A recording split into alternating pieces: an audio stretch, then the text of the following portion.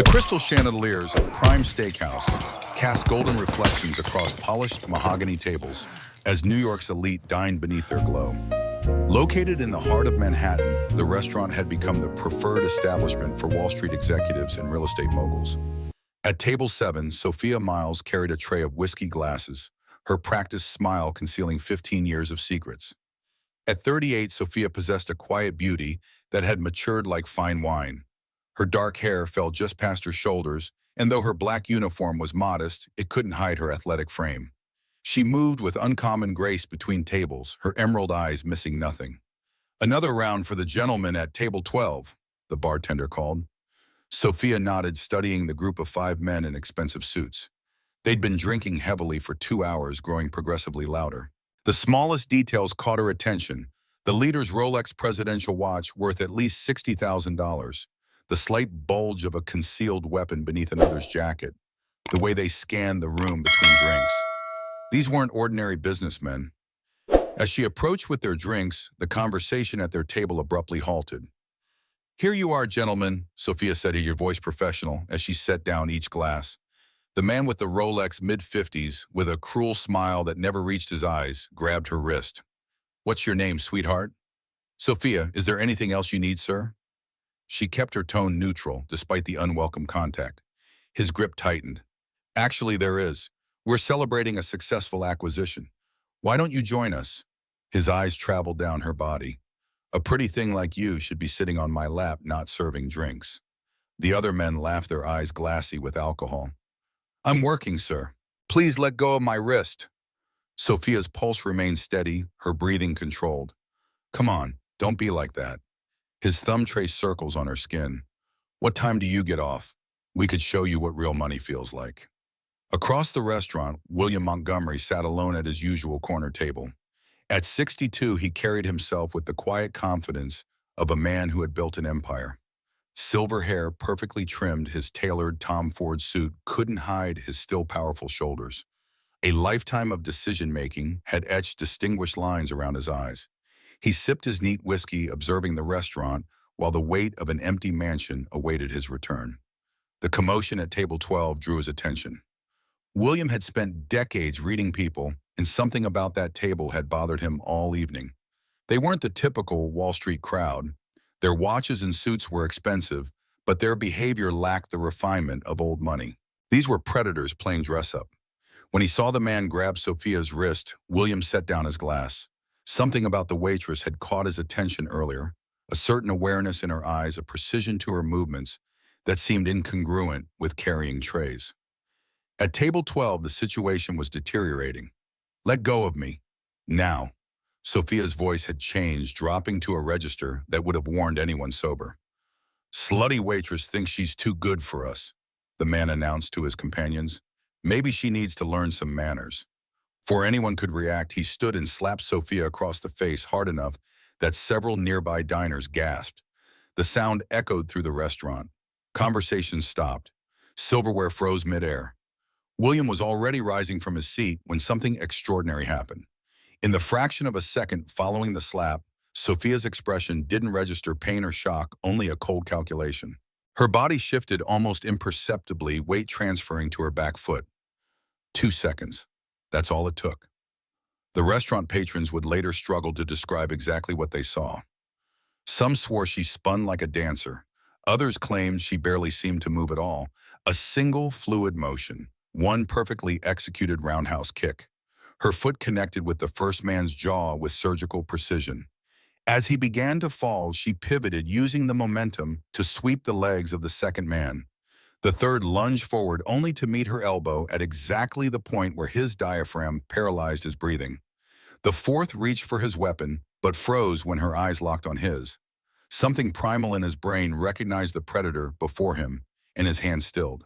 The fifth man simply raised his palms in surrender. In less than 3 seconds, 4 men lay on the floor. Not one had managed to touch her beyond that initial slap. The restaurant fell into shocked silence, broken only by the sound of the ice machine in the distance. Sophia stood perfectly still, her breathing unchanged, as though she'd done nothing more strenuous than pour water. Only the redness on her cheek revealed anything had happened at all. William Montgomery hadn't moved from his table, but his eyes had widened slightly, the equivalent of open-mouthed shock for a man of his composure. In 40 years of business dealings, military contracting, and global negotiations, he'd never seen anything quite like it. The restaurant manager came running from his office, his face flushed with panic. "What happened? What did you do?" he demanded, looking at Sophia with horror. "She defended herself," William called from across the room, his deep voice carrying authority that made everyone turn. "After being assaulted by that gentleman on the floor." "Mr. Montgomery," the manager stammered, instantly recognizing the influential regular. "This is highly irregular. Our staff cannot physically engage with customers regardless of provocation." "Those men are not customers," William said, approaching now. "They're carrying concealed weapons in your establishment and assaulted your employee." He glanced at Sophia with newfound interest. "I believe the appropriate response is to contact the police." "I'm sorry, sir. The manager said, his voice trembling with barely controlled anger as he turned to Sophia. "But she's fired. We can't have violent waitstaff regardless of circumstances." William's eyebrow raised a fraction of an inch. "That would be unwise." "With all due respect, Mr. Montgomery, this isn't your restaurant." A thin smile crossed William's raiment. "Actually, as of last week, I'm the majority investor in Prime Holdings Group, which makes me effectively your employer." He hadn't planned to reveal this recent acquisition, but the situation warranted it. The manager's face drained of color. On the floor, the man with the Rolex was regaining consciousness, moaning. "You bitch," he slurred, trying to stand. "Do you have any idea who I work for?" "That's enough," William said coldly. "The police are on their way. I suggest you and your associates leave before they arrive, unless you'd like to explain those unregistered weapons."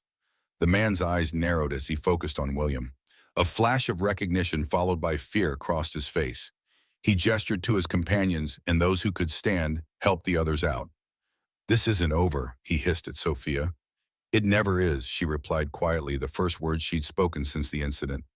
After they stumbled out, William turned to the manager. "I want to see her employee file in my office tomorrow morning." Then to Sophia, "You're not fired. Take the rest of the night off with pay."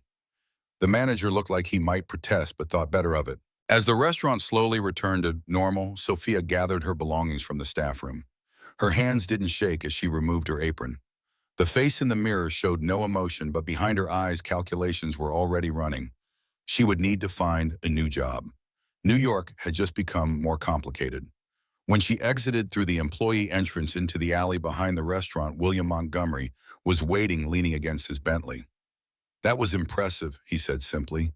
"Military." Sophia paused, assessing him. "Something like that.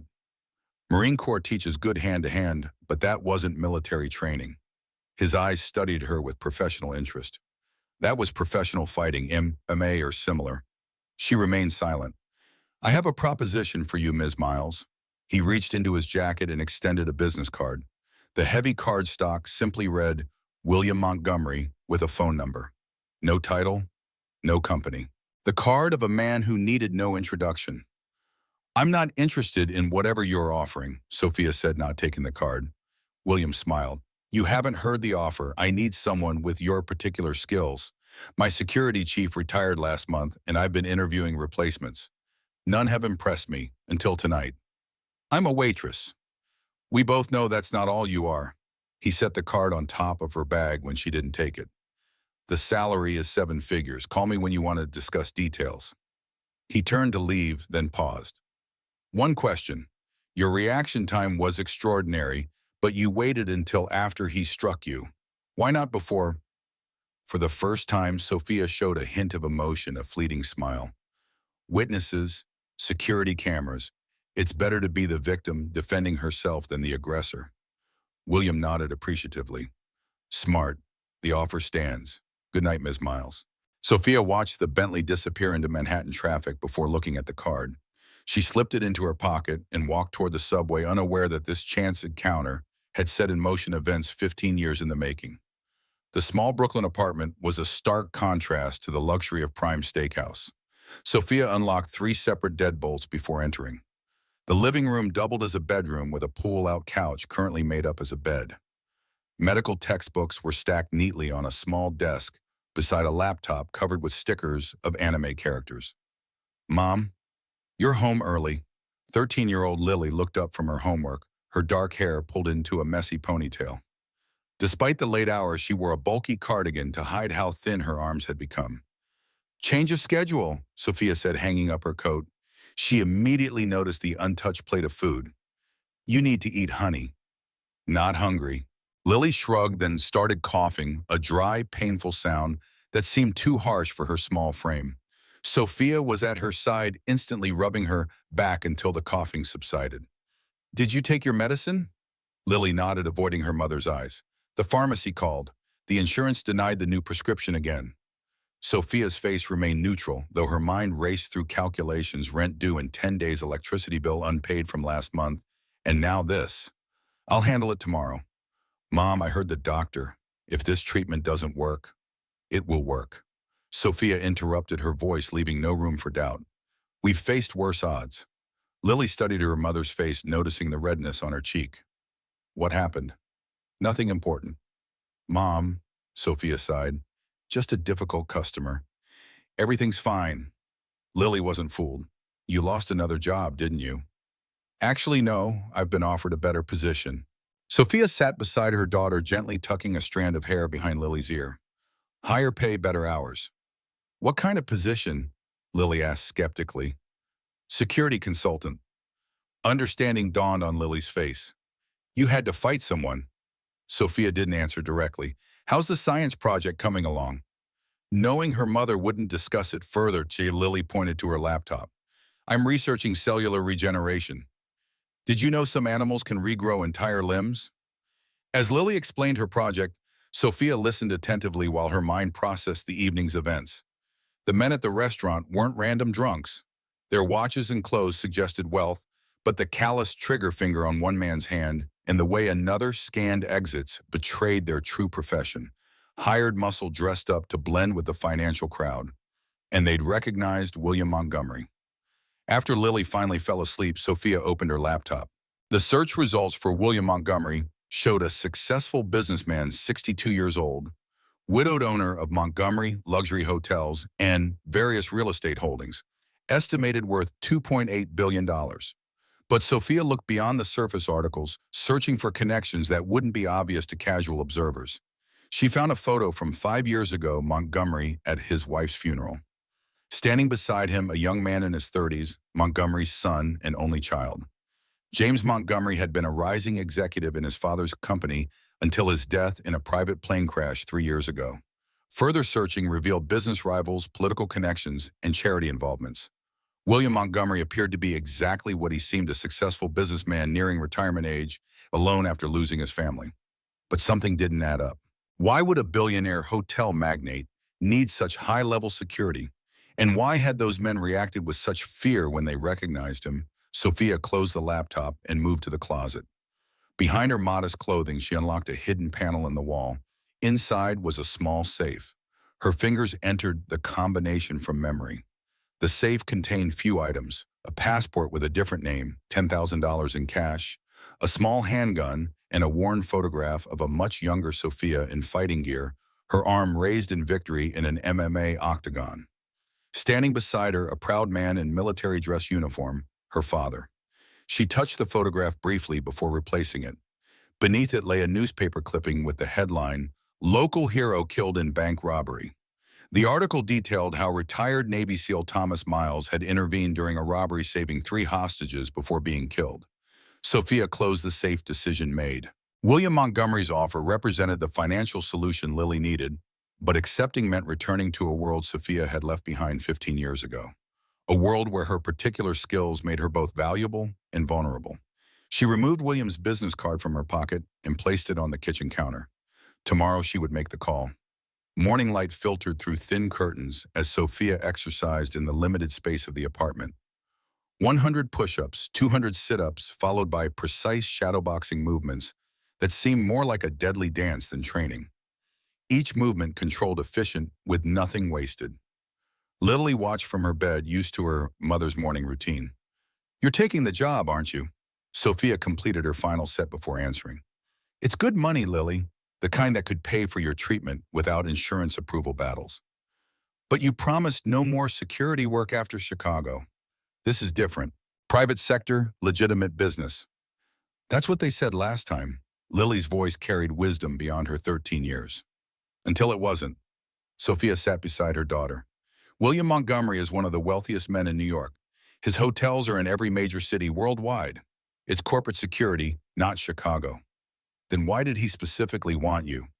People like that can hire anyone.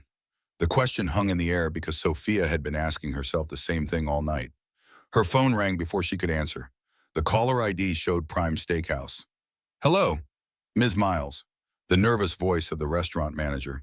Mr. Montgomery requested your presence at his office this morning. Cars waiting outside your building. Sophia moved to the window, pulling back the curtain slightly. A black Mercedes SUV idled at the curb. How do you know where I live? Mr. Montgomery provided the address. The discomfort in his voice suggested the manager was following orders he didn't fully understand. I'll be down in 20 minutes. After hanging up, Sophia turned to find Lily already gathering her textbooks. Mrs. Jensen next door will let me study there until school, Lily said, understanding the situation immediately. I'll pick you up after school. We'll talk more tonight. Sophia helped her pack, then secured the apartment before walking her daughter to their neighbor's door.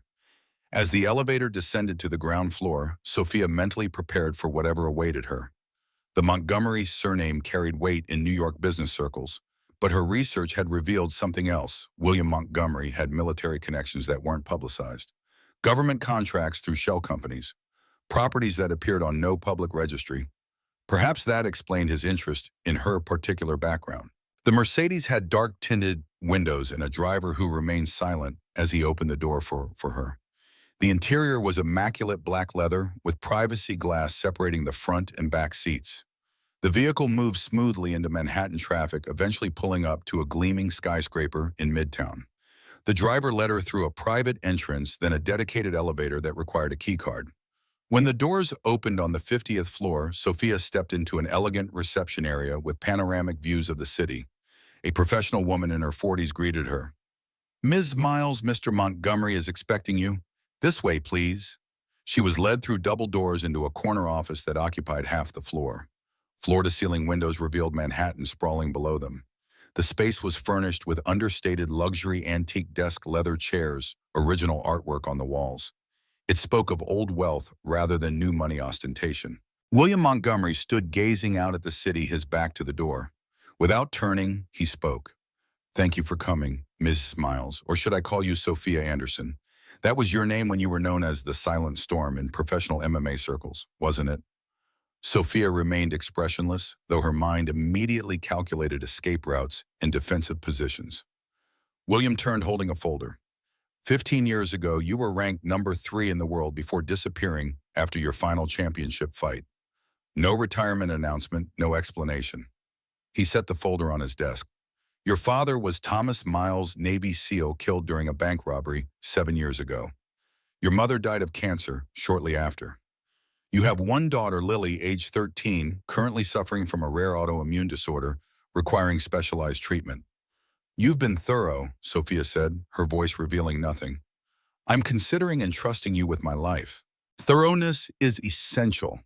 William gestured to a chair. Please sit. Coffee. Sophia remained standing. Why me with your resources? You could hire entire security teams from military or intelligence backgrounds. I have those teams for my hotels and business operations. William sat behind his desk. What I need is someone for personal security with very specific capabilities. Someone who can blend in social settings while providing absolute protection.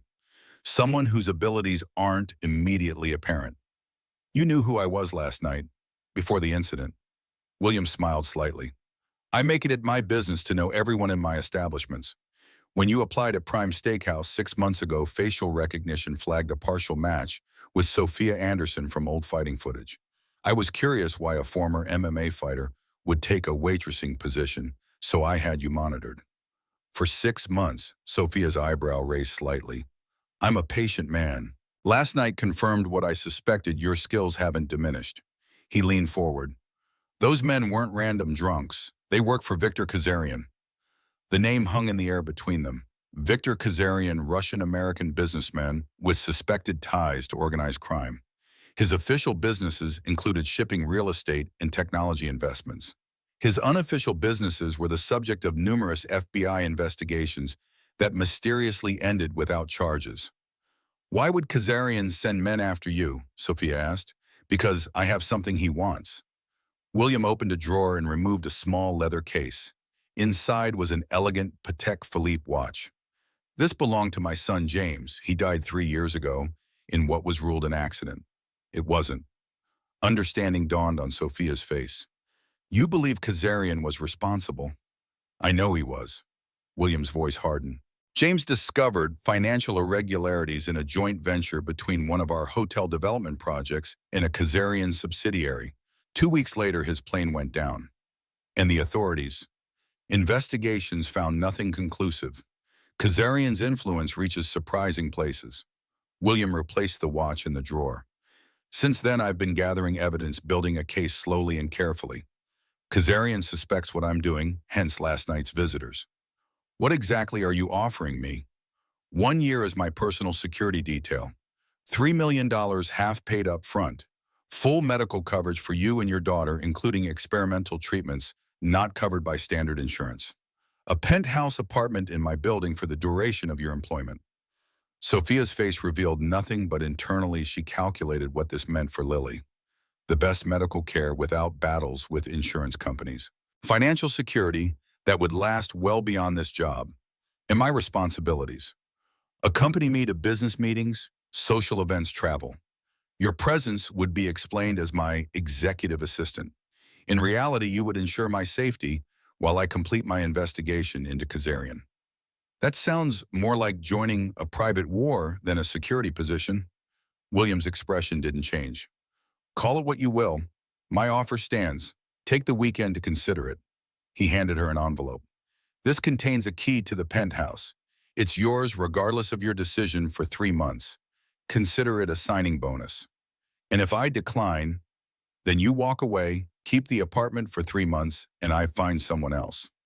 William stood, indicating the meeting was concluding. "Though I doubt I'll find anyone with your particular combination of skills."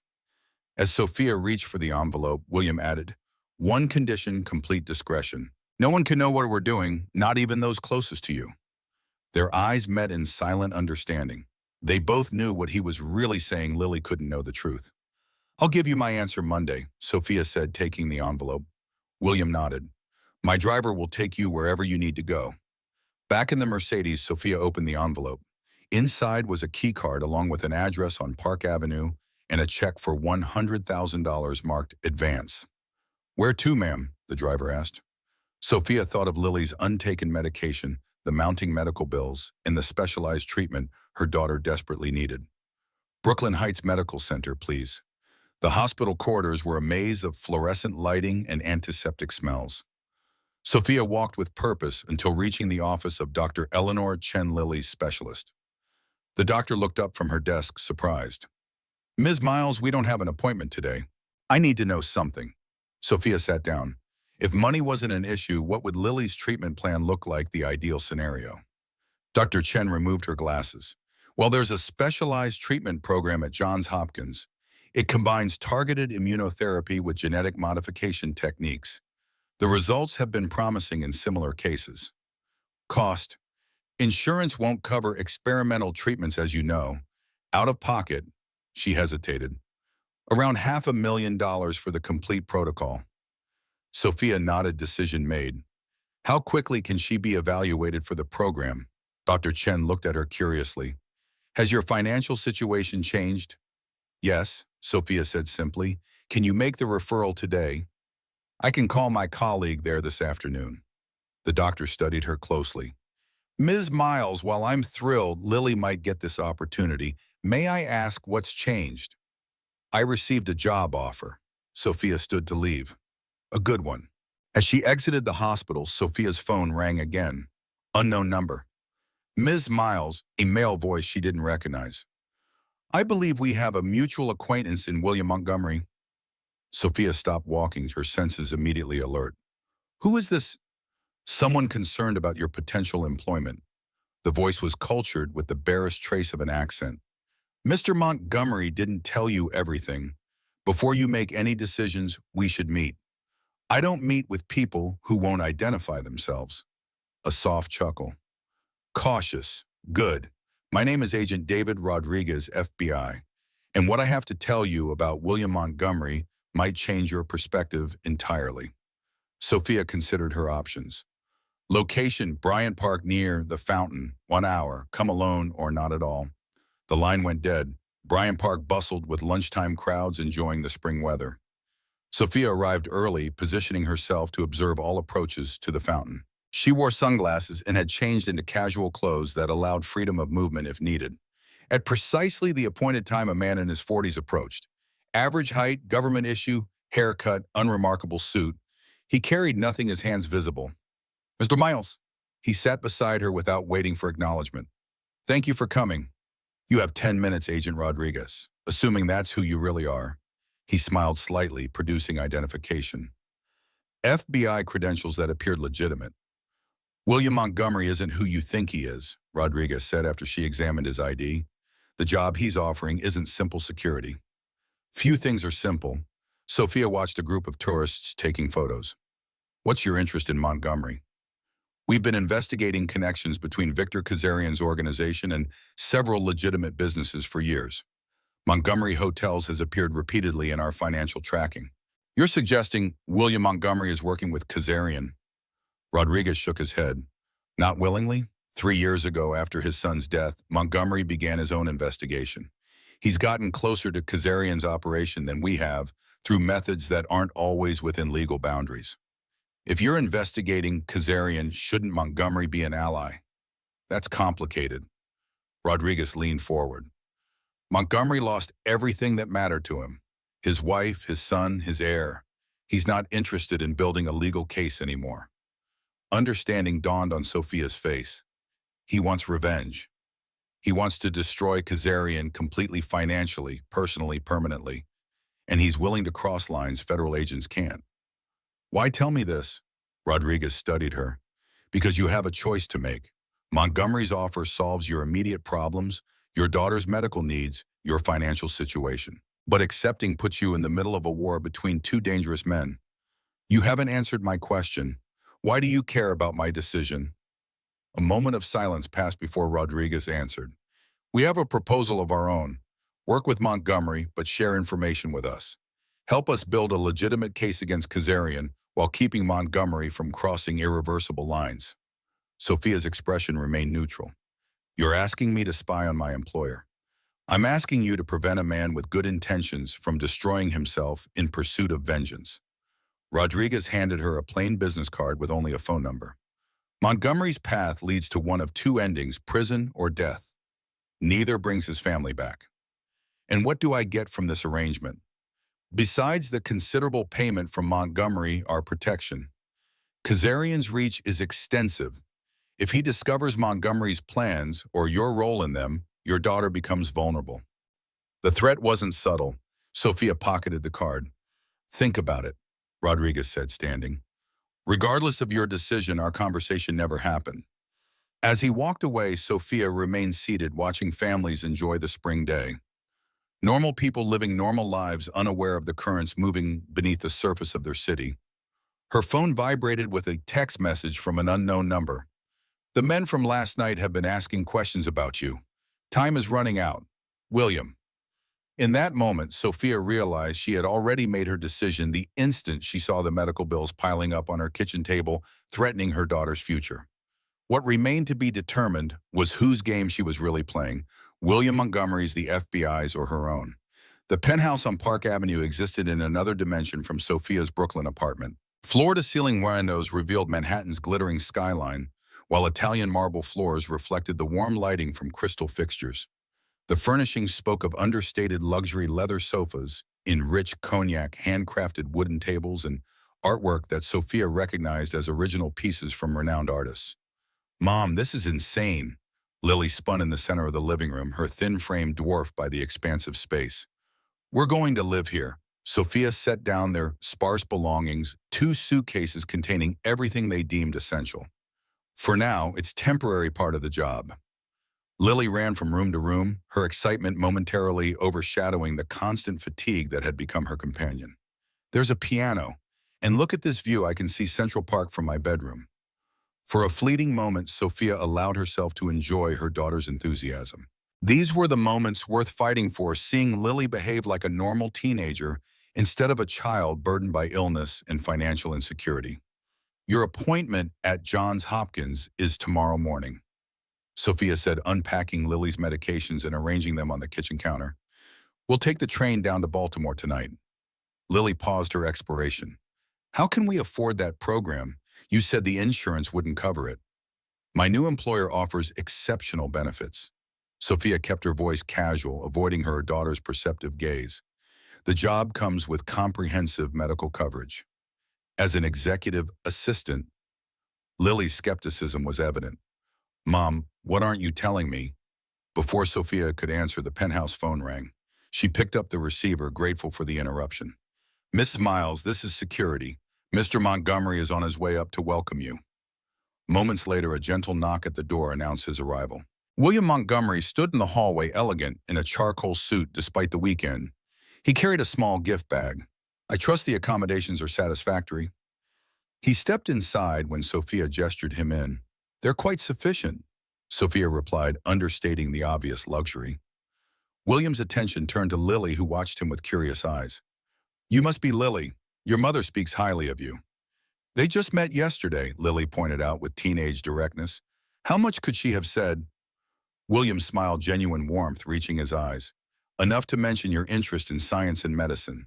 He offered the gift bag, a welcome present. Lily accepted it cautiously, pulling out a leather-bound book. Her eyes widened as she read the title.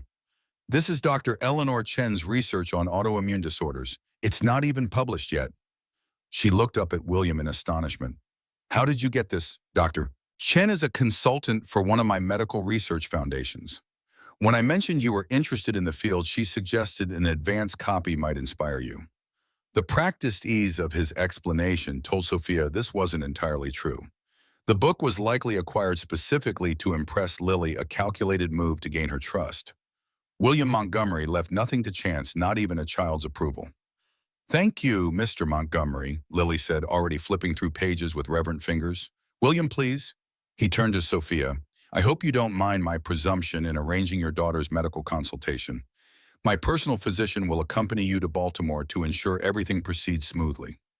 That's not necessary. Sophia began, uncomfortable with how quickly Montgomery was inserting himself into their lives. I insist. Dr. Abrams has worked with the Johns Hopkins team. His presence will expedite matters. William's tone was pleasant but left no room for argument. A car will collect you at 7 this evening. Lily clutched the book to her chest. You're doing all this for Mom's administrative skills. William's gaze shifted between mother and daughter. Your mother is exceptionally qualified for the position I need to fill. These arrangements are standard for key personnel in my organization. A silent communication passed between Sophia and William, both aware of the necessary deception.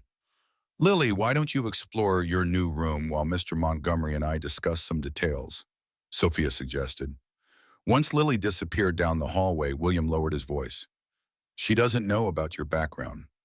It wasn't a question. My daughter believes I worked in corporate security before she was born. She knows nothing about my fighting career or the work that followed. Sophia's eyes hardened. I'd like to keep it that way. Of course. William moved toward the windows, looking out at his city. I've had your belongings moved from Brooklyn. Everything should arrive this afternoon. That wasn't necessary. It eliminates the need for you to return to an apartment where Kazarian's men have been asking questions. William's reflection in the glass was unreadable. The situation has accelerated. You begin tomorrow, not Monday. I'll be in Baltimore with my daughter. The consultation will finish by noon. A helicopter will bring you back to Manhattan immediately after. He turned to face her. Tomorrow evening, we attend a charity gala at the Metropolitan Museum. Kazarian will be there. Sophia's expression remained neutral, despite her surprise. You want me to confront him directly? I want him to see us together. To wonder why I've suddenly employed someone with your particular background. William straightened his cuffs, a habitual gesture. Your presence will unsettle him. Using me as psychological warfare wasn't part of our agreement. Our agreement is for you to protect me while I complete my investigation into Kazarian. This is part of that process. William moved toward the door. The FBI contacted you, didn't they? The question caught Sophia off guard. What makes you think that? Because they contacted my last two security chiefs. Agent Rodriguez, I presume. William's smile didn't reach his eyes. He offered protection for information, suggested I become dangerously obsessed. Sophia neither confirmed nor denied studying William's face for signs of anger or suspicion. Whatever Rodriguez told you, remember this. He doesn't care about you or your daughter. You're merely a potential asset in a case they've failed to build for years. William opened the door. I, on the other hand, have a vested interest in your success and well-being. Your daughter's health depends on our arrangement. The implied threat hung in the air between them. 7 o'clock, Ms. Miles. Dr. Abrams will meet you in the lobby. After William departed, Sophia stood motionless, mentally replaying the conversation. Montgomery had anticipated the FBI contact and countered it preemptively. The man left nothing to chance. She moved to the window, gazing at the city below. Somewhere out there, Victor Kazarian was going about his day unaware that he was caught between two forces determined to bring him down: William Montgomery's personal vendetta and the FBI's legal pursuit. And now she was caught between them as well, with Lily's future hanging in the balance. The Johns Hopkins Medical Center hummed with quiet efficiency. In a private consultation room, Sophia sat beside Lily while Dr. Abrams, Williams' physician, conferred with specialists. The man was in his 50s with silver-rimmed glasses in a manner that inspired immediate confidence. The protocol we're proposing combines targeted immunotherapy with experimental genetic treatments, explained Dr. Harrington, the lead specialist. Lily's condition is aggressive, but we've seen promising results with similar cases. Lily listened attentively, asking detailed questions that impressed the medical team. Despite her youth, she understood her condition better than most adults would. The treatment requires an initial 2-week hospitalization followed by outpatient therapy 3 times weekly for 6 months. Dr. Harrington continued. Ordinarily, there would be a waiting period for acceptance into the program, but Dr. Abrams has expedited the process. When can we begin? Sophia asked. The doctors exchanged glances. Dr. Abrams cleared his throat. We've prepared for immediate admission, today if you're ready. Sophia hadn't expected this acceleration. She looked at Lily, whose face showed a mixture of hope and fear. I have to start work tonight, Sophia said, her mind racing to adjust plans. Mr. Montgomery anticipated this, Dr. Abrams replied smoothly. He's arranged for private nursing staff and accommodations nearby for when you can visit. Everything has been prepared. The efficiency was both impressive and unsettling.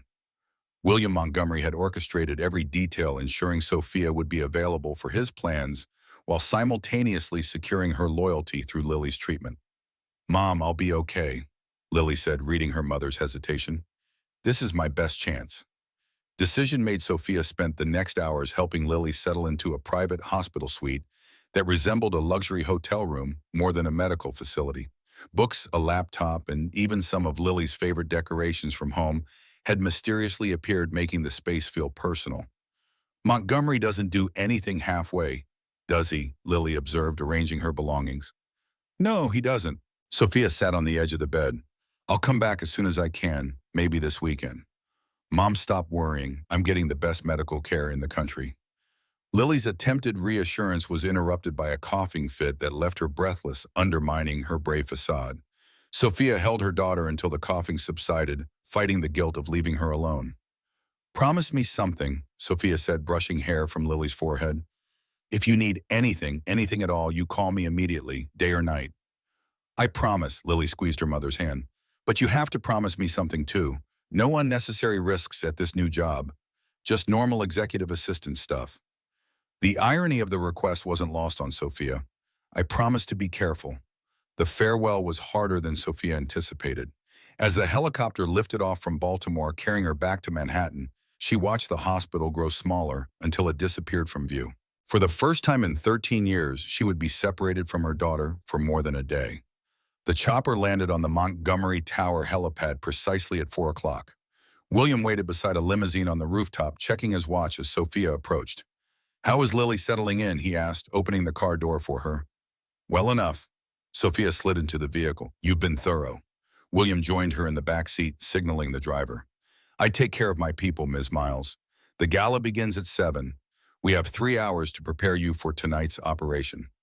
"I thought I was attending as your executive assistant." "You are publicly, but this is also our first strategic move against Kazarian." William handed her a tablet. "This contains dossiers on everyone of importance attending tonight. Memorize them." As the limousine descended into Manhattan traffic, Sophia reviewed the files. Detailed profiles of business leaders, politicians, and socialites scrolled across the screen, complete with photographs, connections, and potential vulnerabilities. The thoroughness suggested long-term surveillance and professional intelligence gathering. "This is beyond corporate research," she observed. "These are intelligence dossiers." William didn't deny it. "Knowledge is leverage, Ms. Miles. Tonight you'll be entering Kazarian's social circle. Understanding the players is essential." The limousine pulled into an underground garage beneath Montgomery Tower. William led Sophia to a private elevator that ascended to a floor absent from the building directory. The doors opened to reveal what appeared to be a combination of luxury apartment and high-tech operations center. Multiple screens displayed security feeds, financial data, and surveillance photographs. A man in his 30s with military bearing stood when they entered. "Miles, this is Michael Reeves, my Chief of Security Operations," William introduced. "He'll brief you on tonight's logistics while you prepare." A woman appeared from another room carrying garment bags. "The dresses you requested, Mr. Montgomery." "Thank you, Rebecca. Ms. Miles will need to be ready by 6:30. Sophia eyed the garment bag skeptically. "I don't recall wardrobe being discussed in my contract." "Your role requires you to blend seamlessly into high society functions," William replied. "Rebecca will assist with appropriate attire and styling." Before Sophia could protest, William and Reeves moved to a conference area, leaving her with Rebecca, who smiled sympathetically. "He's intense, isn't he?" Rebecca unzipped the first garment bag, revealing an elegant black evening gown. "I've selected several options that combine sophistication with freedom of movement. Nothing that would restrict defensive actions." Sophia raised an eyebrow. "You're familiar with such requirements." "Former Secret Service." Rebecca shrugged. "Most of Mr. Montgomery's staff have specialized backgrounds. Shall we begin?" The next 2 hours passed in efficient preparation. Sophia selected a midnight blue gown with a subtle side slit that allowed access to a concealed thigh holster. The dress appeared conservative from the front with a high neckline and long sleeves, but featured an open back that showcased her athletic physique while concealing her toned arms, a physical capacity best kept understated. As Rebecca applied subtle makeup, Michael Reeves approached with earpieces and communication devices disguised as jewelry. "The necklace contains a panic button," he explained, demonstrating a diamond pendant. "Press 3 times rapidly to alert our team. The earrings are two-way communication devices virtually undetectable." "Who will be on the other end?" Sophia asked, testing the earpiece. "Me primarily," Reeves replied. "We'll have a 12-person security team surrounding the museum plus 3 operatives inside. You'll be our eyes directly beside Montgomery." "And what am I watching for exactly?" William rejoined them, now dressed in an impeccable tuxedo. "Kazarian will have his own security detail. I want assessments of each member. Additionally, watch his interactions with Senator Broston and Judge Harrington. They'll both be attending." Sophia recognized the names from the dossier's key figures who could influence financial regulations and judicial decisions affecting Kazarian's businesses. "You're using me for counterintelligence at a charity gala," Sophia stated flatly. "I'm using every asset available to understand my enemy." William checked his watch. "It's time." The Metropolitan Museum of Art blazed with lights as New York's elite arrived in a procession of limousines and luxury vehicles. Camera flashes illuminated the entrance steps as photographers documented the city's powerful and wealthy ascending toward the grand entrance. William and Sophia emerged from their limousine with practiced composure, his hand lightly guiding her elbow in a gesture that appeared intimate to observers. Photographers called William's name, capturing images of the billionaire and his mysterious companion. "Who's the new woman, Mr. Montgomery?" one reporter shouted. William smiled pleasantly without answering, guiding Sophia up the steps with the confidence of a man accustomed to such attention. Inside the grand hall, elaborate floral arrangements and champagne fountains created a backdrop for hundreds of guests in formal attire. The event, a fundraiser for children's medical research, had attracted the city's most influential figures. Senator Brookstone at your 2 o'clock, Sophia murmured seamlessly, falling into her role. Speaking with the Chinese trade delegate. William nodded imperceptibly, scanning the room with practiced nonchalance. Kazarian hasn't arrived yet. He prefers to make an entrance once the majority of guests are present. They moved through the crowd, William exchanging greetings with acquaintance, while introducing Sophia as his new executive assistant. Her eyes continuously surveyed the room, noting security positions, exits, and the placement of influential figures. Judge Harrington by the Egyptian exhibit, she noted quietly. Drinking heavily already. An exploitable weakness Kazarian has leveraged before, William replied under his breath. The good judge has gambling debts Kazarian has helped manage discreetly. They approached a group near the central display where Mayor Richards held court with financial executives. William integrated them seamlessly into the conversation, his charm masking the calculated nature of each interaction. As William discussed city development with the mayor, Sophia felt a shift in the room's energy. The main entrance doors had opened to admit a new arrival, and subtle reactions rippled through the crowd. Victor Kazarian entered with the confidence of a predator among prey. At 55, he remained physically imposing, tall, broad-shouldered, with salt and pepper hair cut short in a style that emphasized his strong features. His tuxedo was perfectly tailored to his powerful frame, and a young woman in a revealing red dress clung to his arm. 4 men in suits followed at a respectful distance, security personnel, attempting to blend with the upscale crowd but betrayed by their vigilant eyes and precise positioning. Kazarian has arrived, Sophia whispered. 4-man detail, standard diamond formation. The one with the scar on his left cheek is carrying at his ankle despite the security screening. William's expression remained pleasant as he excused himself from the mayor's group. Excellent. Now we wait for him to notice us. They didn't wait long. As Kazarian worked his way through the room, accepting greetings and commanding attention, his eyes swept continuously over the crowd. When he spotted William, a brief flash of surprise crossed his features before his professional mask returned. Sophia watched the interaction through the reflection in a glass display case, noting the micro-expressions that revealed more than words could. He's surprised to see you here, she observed. This wasn't your usual circuit before. I've made a point of avoiding Kazarian socially for the past 3 years, William confirmed. Tonight changes that pattern. For the next 30 minutes, they executed a subtle dance around the room, never directly approaching Kazarian but remaining visible to him. William engaged with guests who held connections to Kazarian's businesses, making their presence impossible to ignore. Finally, the inevitable confrontation arrived. As William and Sophia examined an ancient Egyptian artifact, Victor Kazarian approached from behind his security detail, maintaining distance but remaining alert. William Montgomery, Kazarian's deep voice carried a hint of his Russian heritage despite decades in America. This is an unexpected pleasure. William turned with practiced surprise. Victor, it's been some time. 3 years, 2 months. Kazarian's gaze shifted to Sophia, assessing her with experienced eyes that missed nothing. Won't you introduce your lovely companion? Of course, Sophia Miles, my new executive assistant. Sophia Victor Kazarian. Kazarian extended his hand. Enchanted Miss Miles. Sophia accepted the handshake, noting the calculated pressure he applied, not painful but demonstrating strength. Mr. Kazarian, your reputation precedes you. A flicker of interest crossed his face at her response. Does it? Now I wonder what aspects of my reputation William has shared. Only your business acumen, Sophia replied smoothly. Your shipping operations are quite impressive. Kazarian studied her with newfound curiosity. You seem knowledgeable for an executive assistant. Ms. Miles has multiple talents, William interjected. Harvard Business School, fluent in 4 languages. I'm fortunate to have secured her services.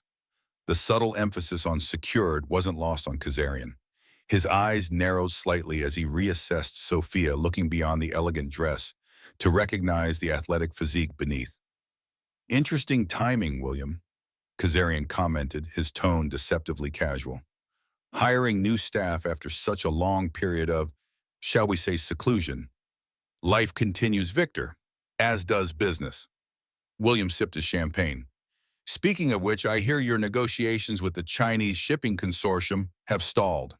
A flash of genuine surprise crossed Kazarian's face before he controlled it. The information wasn't public knowledge, merely procedural delays. He recovered smoothly. But I'm intrigued by your sudden interest in my affairs, especially after making it clear you blamed me for your son's tragic accident. The temperature between them seemed to draw several degrees despite William's maintained smile. Perspective changes with time, William replied. James's death was ruled an accident after all. Indeed. Kazarian's attention returned to Sophia. You seem familiar, Ms. Miles. Have we met before? I don't believe so, Sophia answered. I would remember.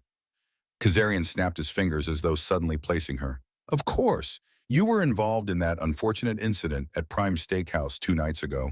Some of my associates mentioned a rather impressive display of self-defense skills.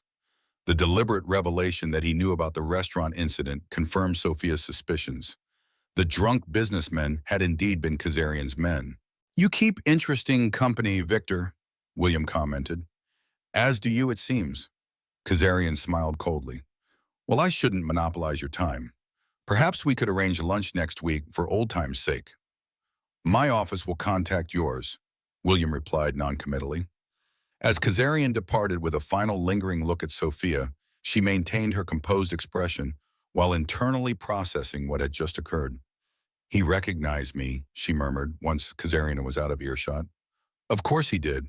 His men would have reported everything about the restaurant incident. William guided her toward another exhibit. But he doesn't know why you're really with me yet. That uncertainty will disturb him. The man with the scar, one of Kazarian's security detail. He was at the restaurant that night, Sophia noted. He was watching our interaction very carefully. Good. That means Kazarian will receive a detailed report about how you respond to perceived threats. William checked his watch. We've accomplished what we came for. Another 30 minutes of socializing, then we'll depart. As they circulated among New York's elite, Sophia couldn't shake the feeling that Kazarian's interest in her went beyond the restaurant incident. Something in his eyes when he looked at her suggested recognition beyond the recent event, a connection she couldn't immediately place. The remainder of the evening passed without further direct contact with Kazarian, though Sophia noticed his security detail maintained visual contact with them throughout the event. When they finally departed, William seemed satisfied with the night's outcome. Excellent work, he commented as their limousine pulled away from the museum. Your observations about Kazarian's security team were precise. He seemed genuinely surprised by your knowledge of his Chinese shipping deal, Sophia noted.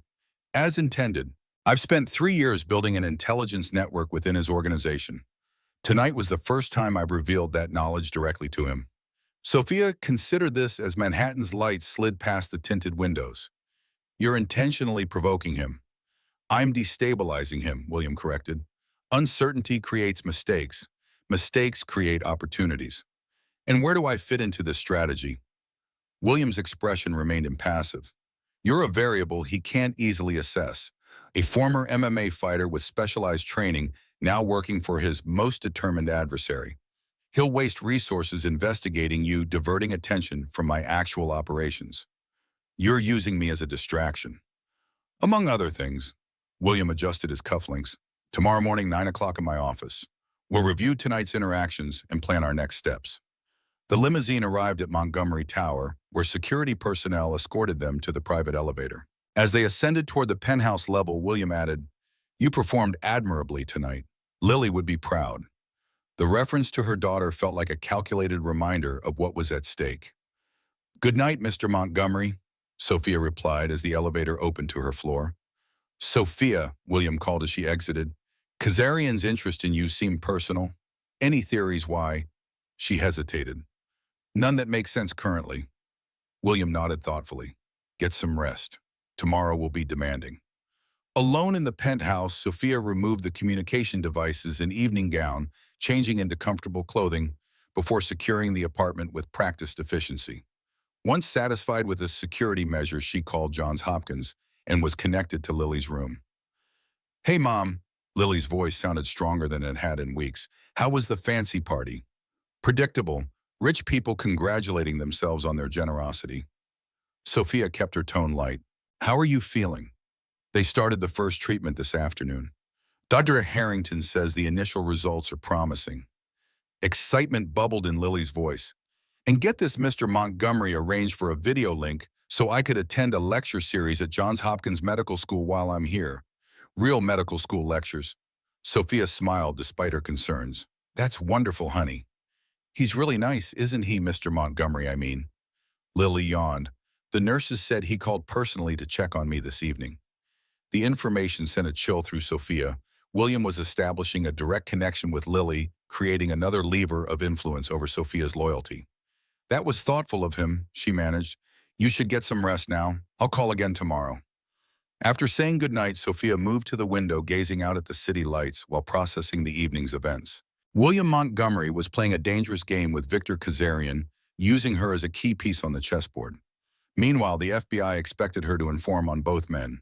And somewhere in this web of power and vengeance, a connection existed between Kazarian and herself that she couldn't yet identify, a recognition in his eyes that suggested their paths had crossed before tonight. Her phone buzzed with a text message from an unknown number. We should talk. Bryant Park, 7 a.m., Rodriguez. Sophia deleted the message without responding, but the FBI agent's persistence confirmed her suspicion that events were accelerating beyond anyone's control. As midnight approached, she opened her laptop and began her own research. If she was to navigate between these dangerous men while protecting Lily, she needed information they weren't providing. Starting with Victor Kazarian's connection to MMA fighting 15 years ago. The search results revealed what she suspected: Kazarian Enterprises had been a major sponsor of fighting events during her career. Several photographs showed a younger Kazarian presenting championship belts to fighters. She searched more specifically for her final fight, the championship bout she had mysteriously withdrawn from 15 years earlier. The record showed minimal information, listing only fighter withdrawal due to personal reasons. But one photograph caught her attention: a promotional event before the scheduled fight. Standing behind her younger self was Victor Kazarian, his hand on her shoulder as they posed with her previous championship belt. His expression held proprietary pride, like a man showcasing a valuable asset. The image triggered a cascade of memories Sophia had locked away for years. Kazarian hadn't just been a sponsor, he had personally invested in her career, expecting returns beyond simple publicity. When she refused his additional demands, threats followed. Her withdrawal from fighting hadn't been entirely voluntary. A week after those threats, her father had been killed in what was officially ruled a bank robbery gone wrong. Sophia closed the laptop, pieces falling into place with disturbing clarity. Kazarian's recognition tonight wasn't just about the restaurant incident. He remembered her from 15 years ago, the fighter who had defied him and disappeared. Now she worked for William Montgomery, the man Kazarian had already targeted once through his son. The danger had just increased exponentially, with Lily caught in the middle. Morning light was breaking over Manhattan when Sophia made her decision. She would continue working for Montgomery while establishing her own intelligence network. Neither William nor Kazarian nor the FBI would determine her actions. She would protect Lily and herself by controlling the game rather than being played by it. Her phone rang the hospital in Baltimore. Ms. Miles, Dirk Harrington's voice carried controlled urgency. You should come immediately. There's been a complication with Lily's treatment. Sophia's world narrowed to a singular focus. What kind of complication? An unexpected reaction to the therapy. She's stable, but we need to discuss modifications to the protocol. I'm on my way. Sophia was already moving, gathering essentials. A helicopter is being prepared, the doctor added. Montgomery has been informed and arranged transport. Of course he had. Even in crisis, William Montgomery maintained control. As Sophia rushed to the elevator, her phone buzzed with another text. Missed our meeting. Unwise decision. Last chance to cooperate, Ms. Miles. Bryant Park, noon today. She deleted Rodriguez's message without hesitation. The FBI, Montgomery, Kazarian, all would have to wait. Lily came first, always. The Johns Hopkins medical wing was eerily quiet at 5:30 a.m. as Sophia strode through the corridor, her footsteps echoing against polishing floors. The helicopter ride from Manhattan had taken less than an hour, courtesy of Montgomery's resources. Every second had felt like an eternity. Outside Lily's room, Dr. Harrington waited with a tablet in hand, and fatigue etched across his features. Beside him stood Dr. Abrams, Montgomery's physician, his expression giving nothing away. What happened? Sophia demanded, dispensing with pleasantries. Lily experienced an acute inflammatory response to the treatment protocol. Dr. Harrington explained, his voice clinical but compassionate. Her temperature spiked to 104 degrees around midnight, and she developed respiratory distress. She's stabilized, Dr. Abrams added quickly. We administered corticosteroids and modified the immunosuppressant dosage. Sophia's training kept her outwardly composed, though her heart hammered against her ribs. I want to see her. They led her into the room where Lily lay connected to monitoring equipment, her small frame dwarfed by the hospital bed. Despite the tubes and wires, she appeared peaceful in sleep, her breathing steady. The fever broke about 2 hours ago, Dr. Harrington said quietly. She's resting comfortably now. Sophia approached the bed, gently taking her daughter's hand. It felt cool to the touch, a good sign after the reported fever. You said this was an unexpected reaction, meaning it wasn't a foreseeable risk. The doctors exchanged glances. The reaction itself was within known parameters for this therapy, Dr. Harrington replied carefully. What was unusual was the timing and severity. Typically, such responses occur after multiple treatments, not the initial dose. Unless there was an undisclosed factor in her medical history, Dr. Abrams suggested watching Sophia closely. Something genetic, perhaps. The implication was clear. They suspected Sophia had withheld relevant medical information. I've disclosed everything about Lily's condition, she stated firmly. Perhaps something in your medical history then, Dr. Abrams pressed. Certain genetic markers can remain dormant for generations before expressing themselves. Sophia maintained her composure, though her mind raced through possibilities. Her own medical history contained classified sections from her fighting career and subsequent work information deliberately kept separate from her current identity. I've never experienced similar symptoms, she answered truthfully, if incompletely. Dr. Harrington cleared his throat. Regardless of the cause, we need to modify the treatment approach. I've consulted with colleagues in Switzerland who've developed an alternative protocol for patients with similar reactive profiles. Switzerland. Sophia tensed. You're suggesting moving her internationally. The University Hospital of Zurich has pioneered treatments specifically for cases that reject standard immunotherapy, Dr. Abrams explained. Mr. Montgomery has already made arrangements pending your approval. Of course he had. William Montgomery was systematically creating situations that would take Sophia further from New York while simultaneously deepening her dependence on his resources. The question was whether this medical crisis was genuine or manufactured to serve his agenda. When would this transfer occur, Sophia asked. Tomorrow morning if you approve, Dr. Harrington replied. Lily will need to remain in Zurich for approximately 3 weeks for the initial treatment phase. And you believe this gives her the best chance? Both doctors nodded without hesitation. Then we'll proceed. Sophia's decision was immediate when it came to Lily's well-being. I'll make arrangements to accompany her. That won't be necessary, a familiar voice said from the doorway. William Montgomery entered the room with the quiet authority of someone accustomed to controlling every environment he occupied.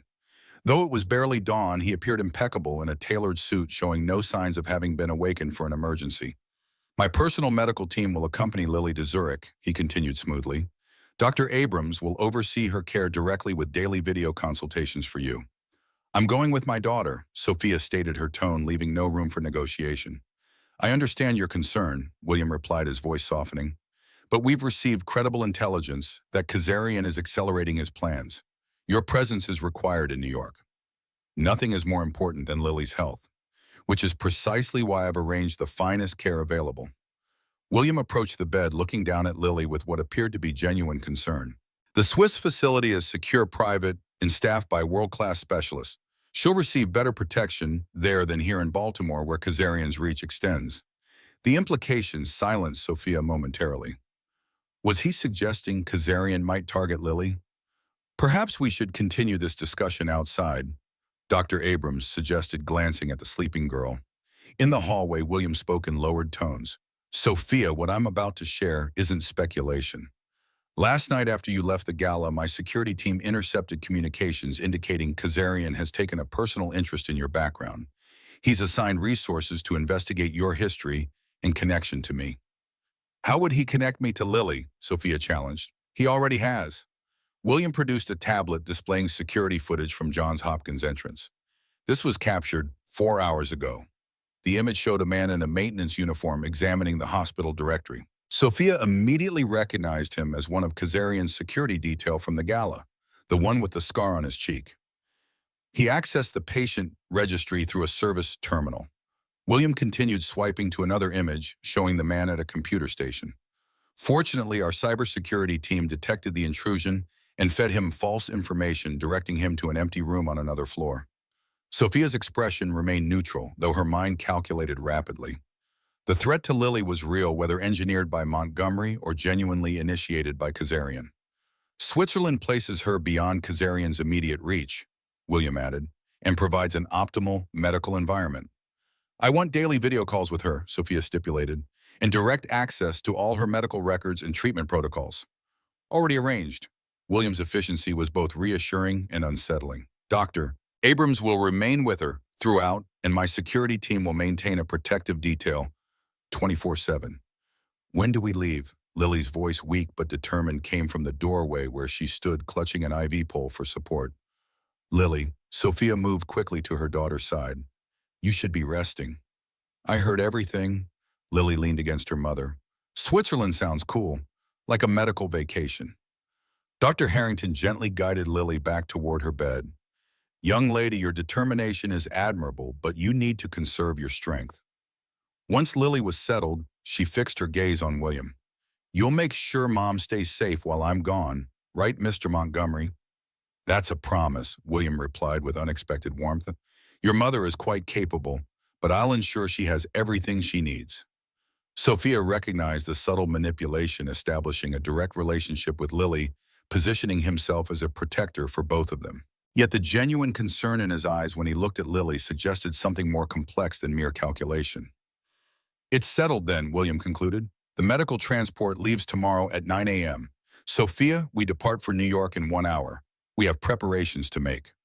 Alone with Lily while the others arranged the logistics, Sophia sat beside the hospital bed, memorizing her daughter's features as though it might be the last time she saw her. Mom, stop looking at me like that, Lily protested. I'm not dying. I'm going to Switzerland to get better. I know, Sophia forced a smile. I just don't like being separated. It's only for a few weeks. Lily squeezed her mother's hand. Besides, Mr. Montgomery needs you for something important. I can tell. My job is just administrative work.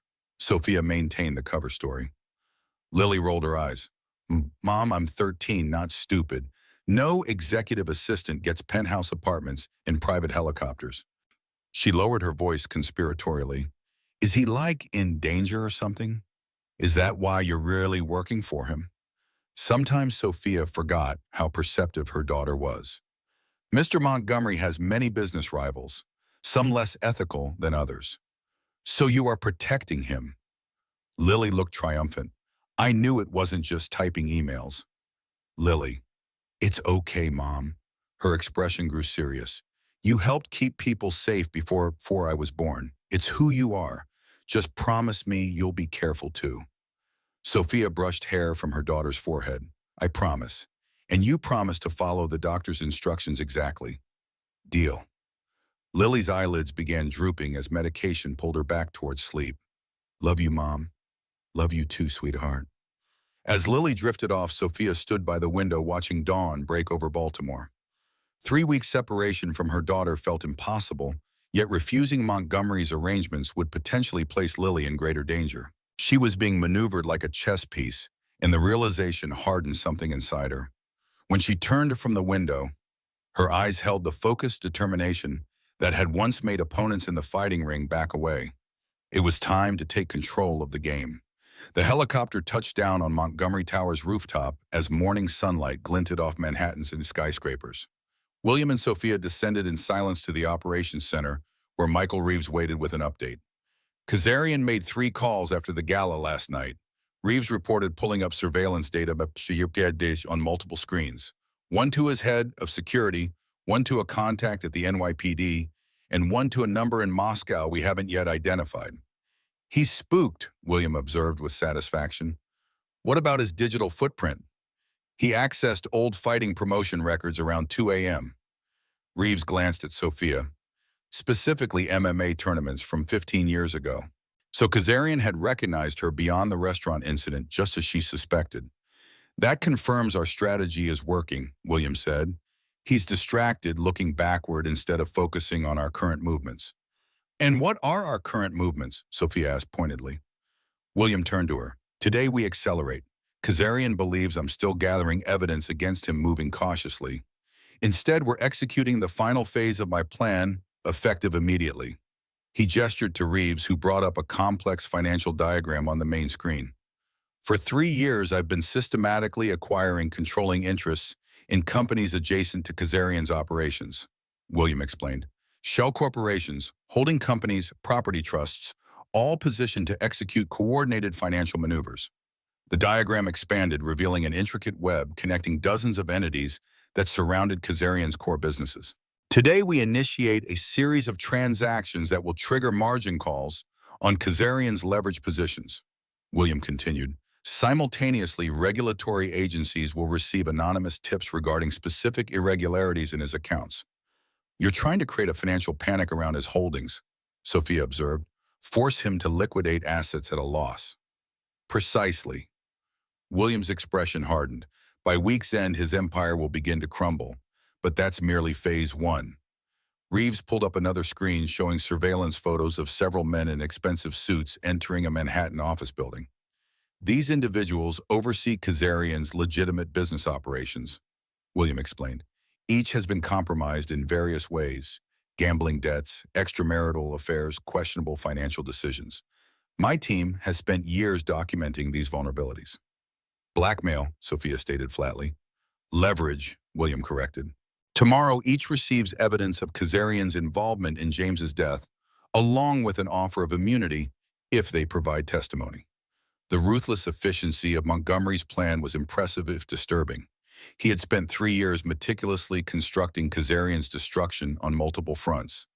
Your role today is to accompany me to a meeting at Kazarian's primary bank, William continued. My presence will signal to their board that something significant is occurring with his accounts. Your presence will keep Kazarian's security team focused on physical threats rather than financial ones. You're using me as misdirection again.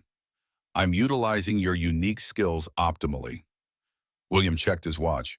We leave in 30 minutes. Reeves will brief you on security protocols. As William departed to prepare, Sophia studied the complex operation unfolding across multiple screens.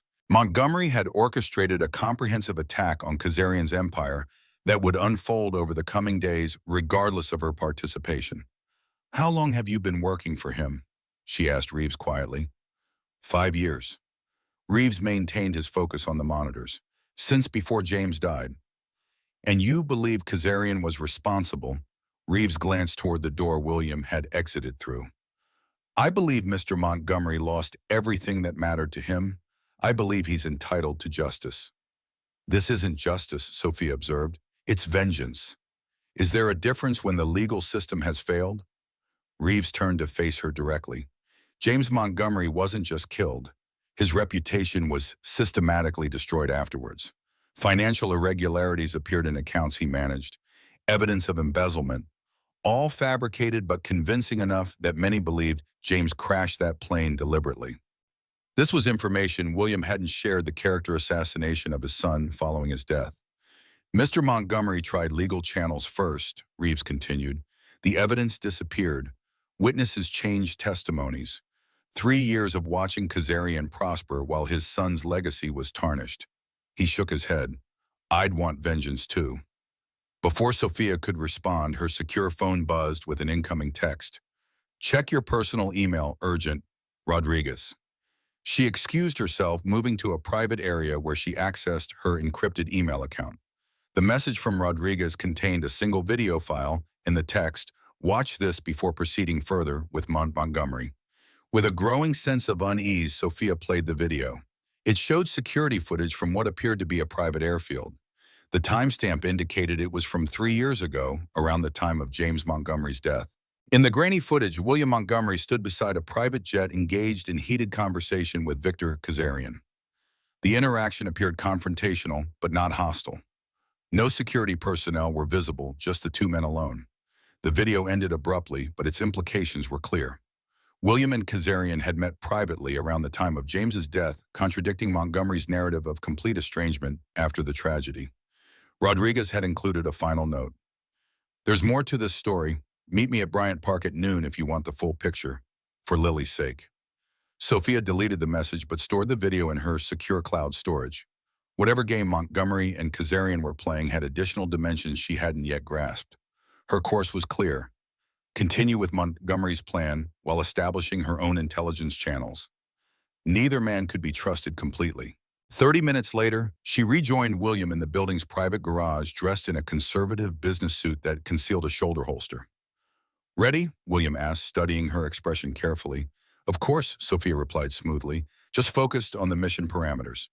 As their vehicle merged into Manhattan traffic, Sophia's mind processed potential scenarios. The meeting at Kazarian's bank was scheduled for 10:30 a.m.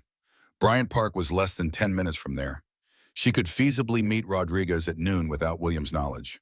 The executive floor of Manhattan Trust Bank exuded quiet wealth. Mahogany paneling and subdued lighting created an atmosphere of discreet privilege as William and Sophia were escorted to the boardroom by the chairman himself. "Mr. Montgomery, this is quite unexpected," Chairman Whitfield remarked, his practiced smile not reaching his eyes. "Our quarterly review wasn't scheduled until next month." "Circumstances change, Harold." William's tone was pleasant but authoritative. "I believe it's prudent to assess certain positions immediately." Inside the boardroom, 6 executive board members awaited their expressions, revealing varying degrees of concern. Sophia positioned herself by the door, scanning each individual while maintaining an administrative demeanor. For the next hour, William engaged in seemingly routine financial discussions that contained carefully embedded triggers, references to Kazarian's leveraged positions, questions about exposure limits, subtle suggestions of regulatory concerns. Sophia observed the executives' reactions.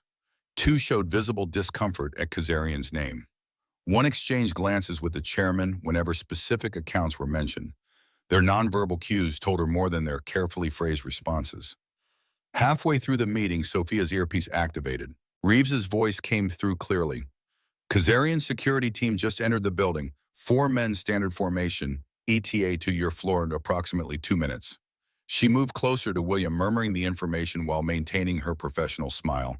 He acknowledged with an imperceptible nod, continuing his presentation without interruption. When the boardroom door opened, 3 minutes later, Victor Kazarian entered with calculated casualness, 2 security personnel flanking him. "William, what a pleasant surprise." Kazarian's smile was predatory. "Had I known you were reviewing my accounts, I would have arranged a more private meeting." The tension in the room crystallized instantly. Board members shifted uncomfortably, while William rose unhurriedly.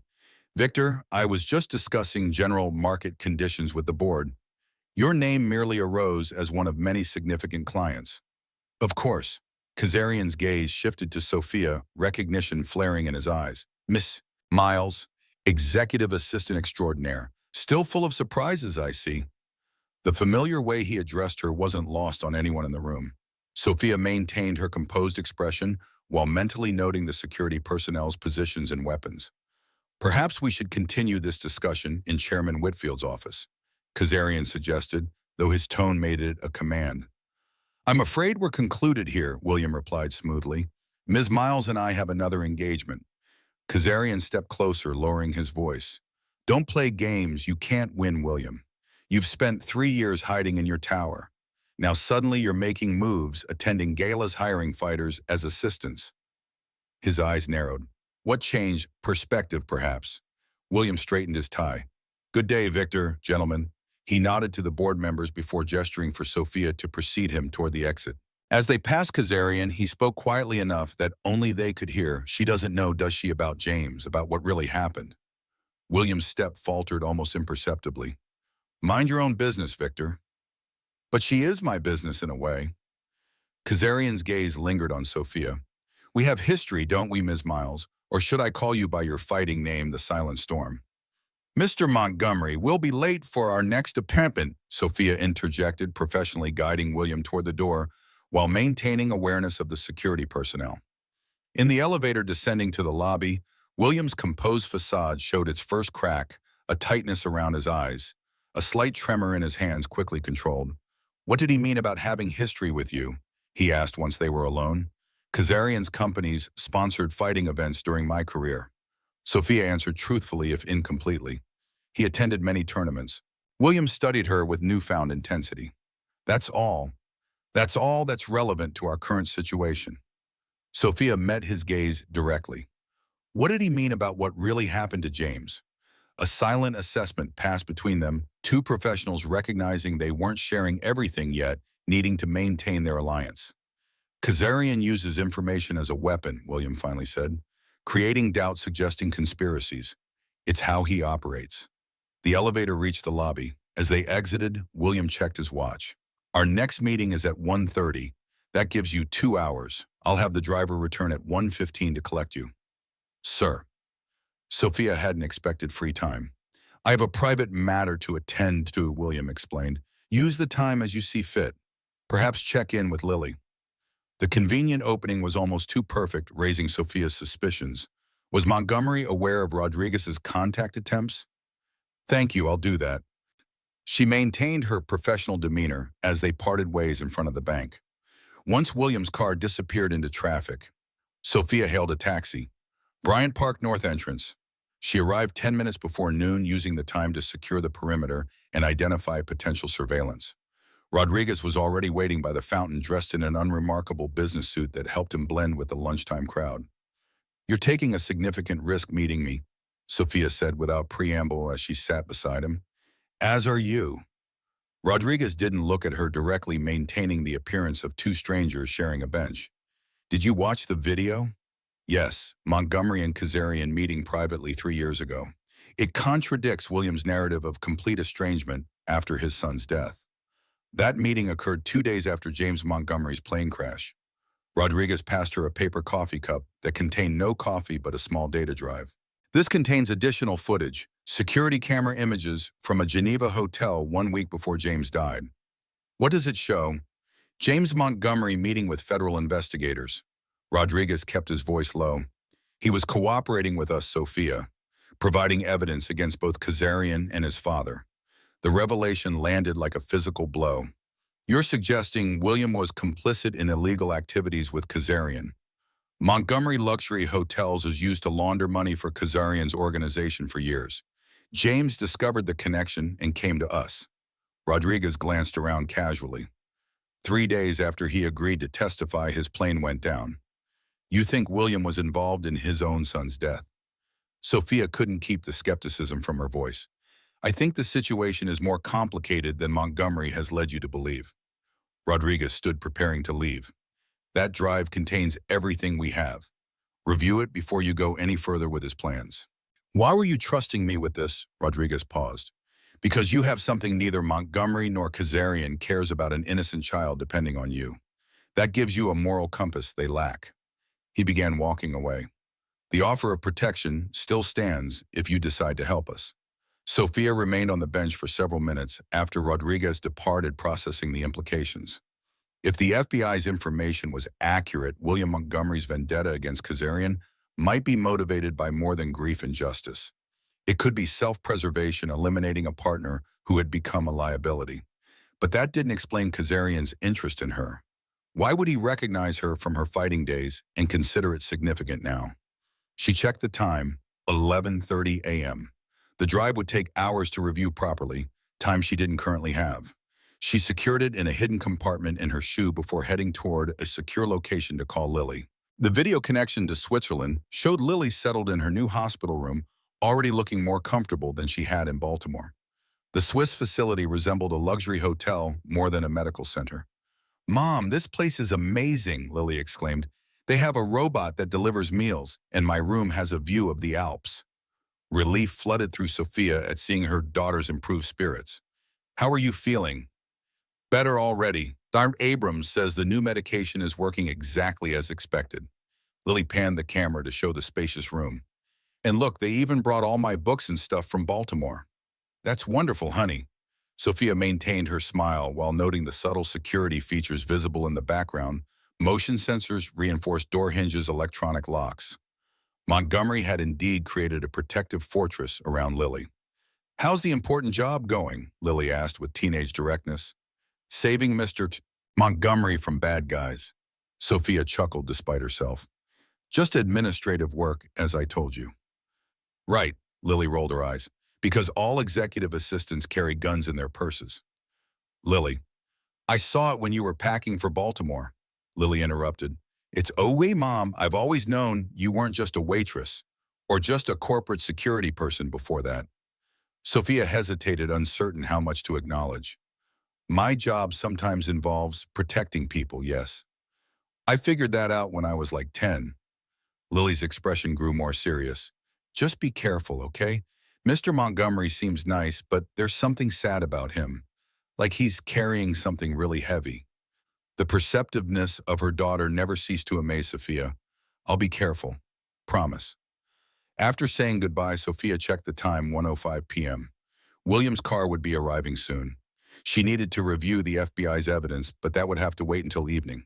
As she exited the secure communications center, her phone buzzed with an incoming call from Reeves.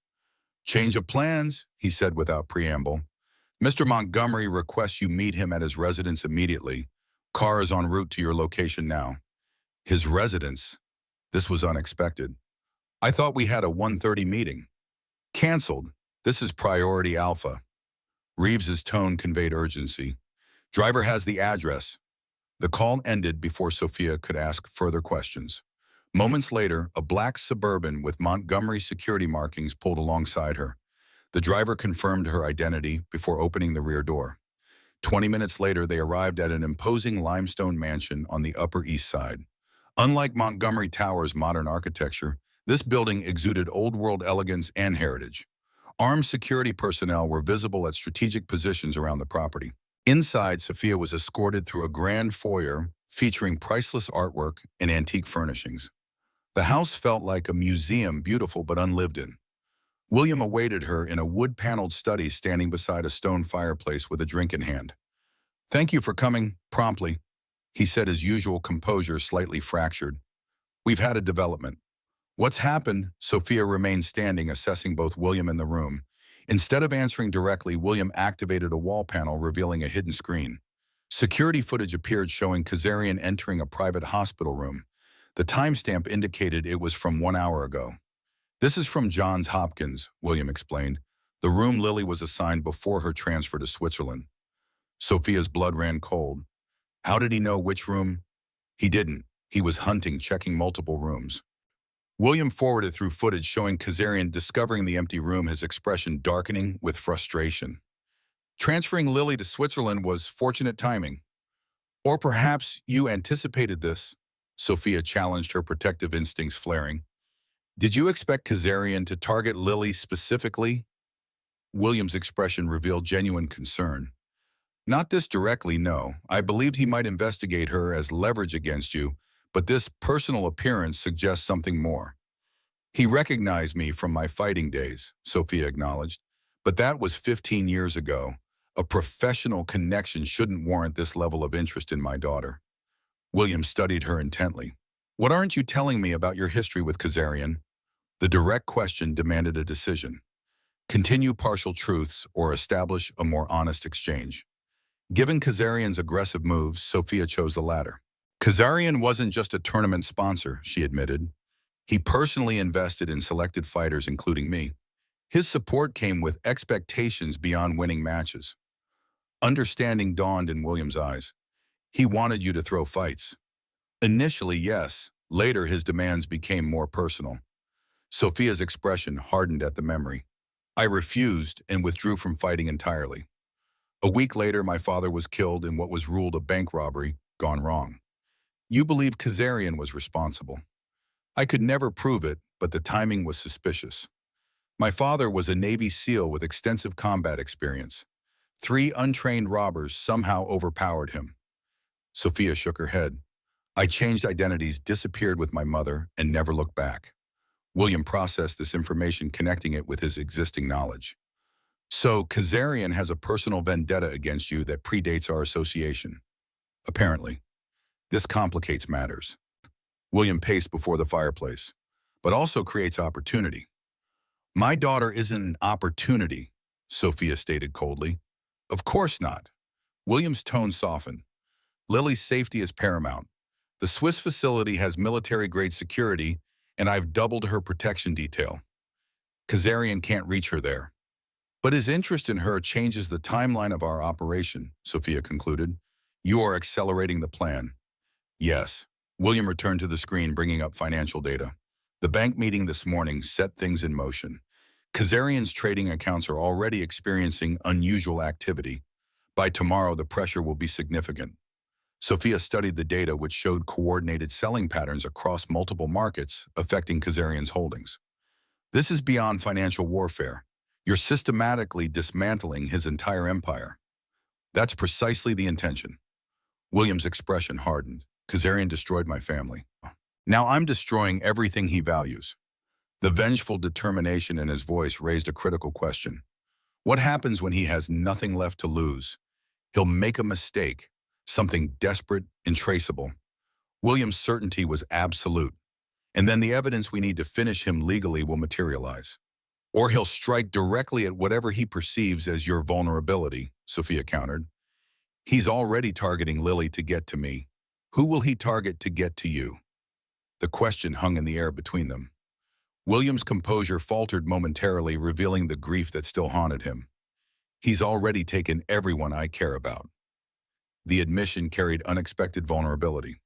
For the first time, Sophia glimpsed the man behind the billionaire facade, a father who had lost his only child, a husband who had lost his wife, left with nothing but wealth and vengeance. Her phone buzzed with an incoming call from Switzerland. Dr. Abrams' number. "Excuse me," she said, moving to answer. "Ms. Miles." Dr. Abrams' voice carried controlled urgency. "There's been another complication with Lily's treatment." Deja vu struck Sophia with sickening force. What kind of complication? Her body is rejecting the new protocol. We've stabilized her, but her condition is deteriorating rapidly. The doctor's professional tone couldn't disguise the severity of the situation. "We need to try an experimental approach immediately, but require your consent as her parent." What are the risks? Sophia's mind raced with possibilities, each worse than the last. Significant, but the alternative. He left the sentence unfinished. The treatment requires specialized stem cells that match her rare blood markers. We're searching for compatible donors now. I'm her mother. Test me first. We already have your profile from previous records. Unfortunately, you're not a match. Dr. Abrams hesitated. There's something else. Lily's condition has unusual genetic markers that complicate treatment, markers that don't appear in your medical history. The implication hung silently between them. What are you suggesting? Sophia's voice dropped dangerously. Only that knowing Lily's complete genetic background would be medically valuable at this point. Dr. Abrams' tone remained carefully neutral. Is there any possibility of contacting Lily's father? The question hit Sophia like a physical blow. Lily's father had never been in the picture, a deliberate choice Sophia had made 15 years ago to protect her daughter from a world of violence and manipulation. That's not an option, she replied firmly. What's the alternative treatment plan? Dr. Abrams outlined a complex procedure involving experimental therapies and artificial cell stimulation. The approach sounded promising, but carried significant risks. How quickly do we need to decide? Sophia asked. Her condition is deteriorating rapidly. Hours, not days. The doctor's voice softened. I'm sorry, Ms. Miles. I wish I had better options to offer. After ending the call, Sophia turned to find William watching her intently. Lily needs a specialized stem cell donor, she explained, struggling to maintain her professional composure. They can't find a compatible match. William nodded thoughtfully. I can leverage my medical foundations to search donor registries worldwide. What's her blood type and genetic markers? Sophia provided the information, watching as William immediately began making calls, mobilizing resources with impressive efficiency. Within minutes, he had teams searching global databases and contacting specialized medical facilities. I need to go to Switzerland, Sophia stated, her decision made. Of course. William didn't argue. My jet is being prepared. We'll leave immediately. My resources will be more effective deployed in person. William's tone left no room for debate. And Lily's security remains a concern. I've received intelligence that Kazarian boarded his private jet an hour ago, destination unknown. The possibility that Kazarian might be heading to Switzerland as well accelerated Sophia's urgency. How soon can we depart? 30 minutes. The car is waiting. As they prepared to leave, William received a call that caused him to pause, his expression shifting from concern to something more complex. Are you certain? He asked the caller. Check again and confirm. He ended the call looking troubled. What is it? Sophia demanded. William hesitated before answering. The preliminary genetic screening for potential donors has flagged an unexpected match in our database. That's good news, isn't it? The match is James Montgomery, my son. Sophia stared at him in disbelief. That's impossible. Your son died 3 years ago. Yes. William's expression remained unreadable, which makes this result particularly troubling. Could it be a database error? Old records still in the system. Possible. William didn't sound convinced. They're running verification tests now. The unexpected development added another layer of complication to an already complex situation. As they headed for the private airfield, Sophia's mind worked through possibilities. A database error seemed most likely, yet William's reaction suggested something more significant. During the drive, Sophia received a text from an encrypted number. Montgomery and Kazarian both heading to Switzerland. Not coincidental. Review the drive immediately, Rodriguez. She deleted the message but couldn't ignore its implications. The timing was too perfect. Lily's medical crisis, Kazarian's sudden departure, the mysterious genetic match to James Montgomery, and now William's insistence on accompanying her to Switzerland. The FBI drive secured in her shoe felt increasingly significant. What evidence did it contain that might explain these connections? At the private airfield, William's Gulfstream awaited on the tarmac, engines already running. As they approached, Sophia noticed increased security personnel surrounding the aircraft. Expecting trouble? She asked William. Precautionary, he replied. Kazarian's movements are unpredictable at present. Aboard the luxurious jet, Sophia was directed to a private cabin with secure communication equipment. You can contact the Swiss medical facility from here, William explained. I'll be in the main cabin reviewing security protocols. Once alone, Sophia seized the opportunity to examine the FBI's evidence. She extracted the drive from her shoe and connected it to the secure tablet using counter-surveillance techniques to ensure privacy. The drive contained multiple files, surveillance footage, financial records, and FBI case notes spanning 5 years. She focused first on the video Rodriguez had specifically mentioned, security footage from a Geneva hotel showing James Montgomery meeting with federal agents. The timestamp confirmed it was 1 week before James's death. The young Montgomery appeared agitated, frequently checking his surroundings as he spoke with 2 agents Rodriguez identified as from the Financial Crimes Division. There was no audio, but accompanying case notes summarized James's testimony. He had discovered financial irregularities within Montgomery hotels, systematic money laundering operations benefiting Kazarian's organizations. According to James, these operations had been established years earlier with his father's knowledge. The evidence painted a disturbing picture. William Montgomery and Victor Kazarian had been business partners in both legitimate and illegitimate ventures for over a decade. Their relationship had fractured when James discovered their activities and approached the FBI. Most damning was a transcript of a recorded call between William and Kazarian 3 days before James's plane crash. The conversation was coded but clear to investigators. Kazarian: your house isn't in order, William. Montgomery: I'm handling the situation. Kazarian: family problems require permanent solutions sometimes. Montgomery: I said I'm handling it my way. Kazarian: time is running out for all of us. The FBI analysis suggested William had been caught between his son's betrayal and Kazarian's pressure to silence him. 3 days later, James's private plane experienced catastrophic mechanical failure over the Atlantic. Sophia leaned back, processing the implications. If accurate, this evidence suggested William might have been complicit in his own son's death, or at minimum failed to protect him from Kazarian. But something still didn't add up. Why would William spend 3 years orchestrating elaborate revenge against Kazarian if they had been partners? And how did Lily's medical crisis connect to this tangled history? A new file caught her attention: genetic profiles the FBI had collected during their investigation. She opened it to find DNA analysis of evidence gathered from various Montgomery properties. What she saw stopped her breath. James Montgomery's DNA profile contained distinctive markers that the FBI had flagged for potential matching to other cases. The same markers appeared in Lily's medical records from Johns Hopkins, the unusual genetic markers Dr. Abrams had mentioned. The statistical probability was overwhelming.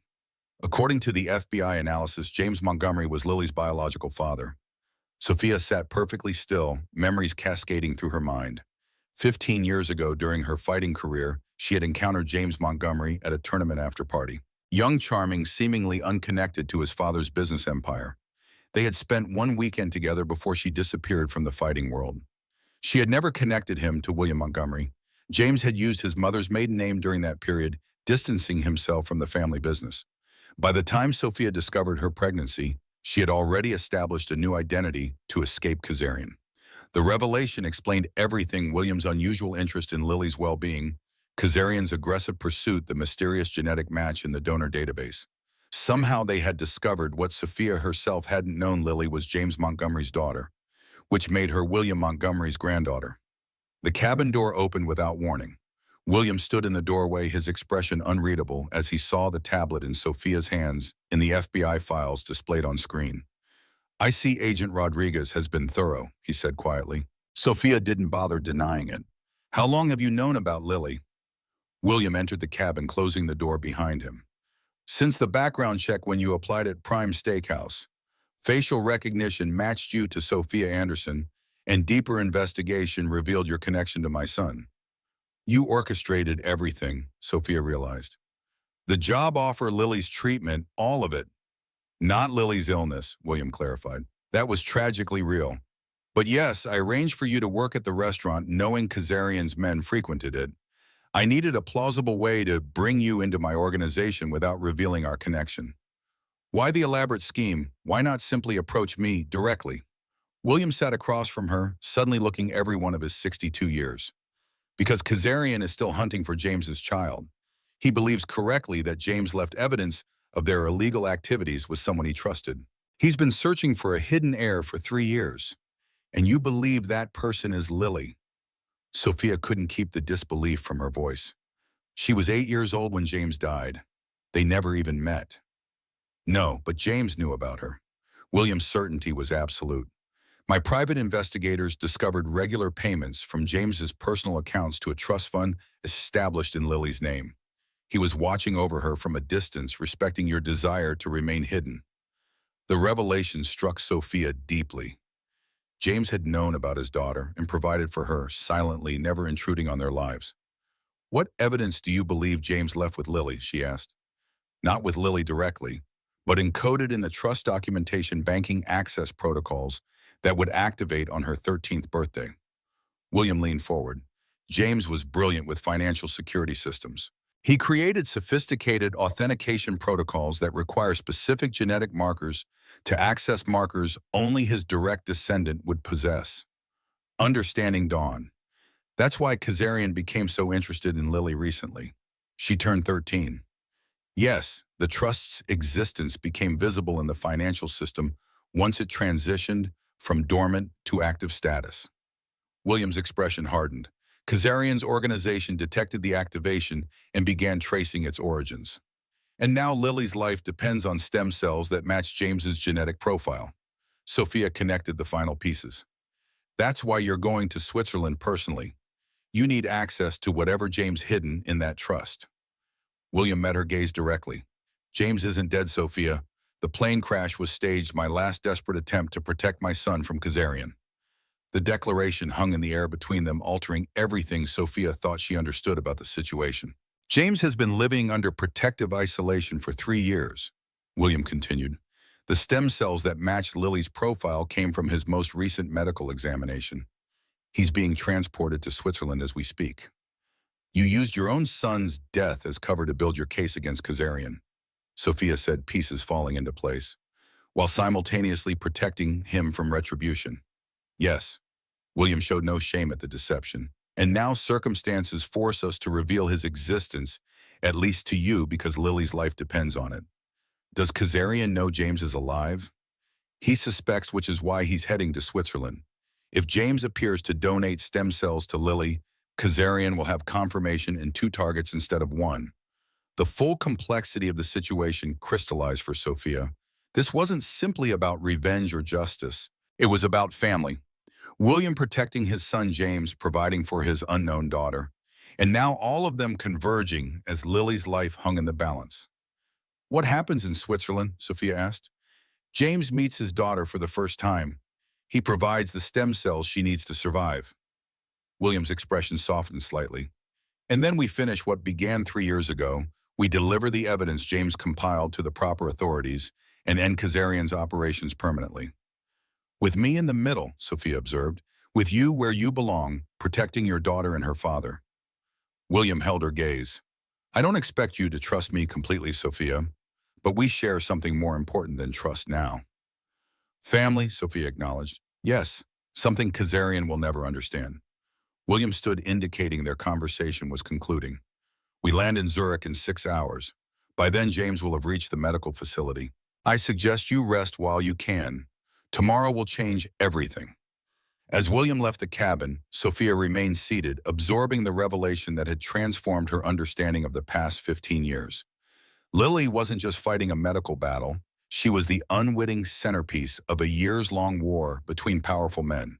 And now James Montgomery, a man Lily had never met, but whose DNA ran through her veins, was emerging from hiding to save her life, placing himself at risk from enemies who had hunted him for years.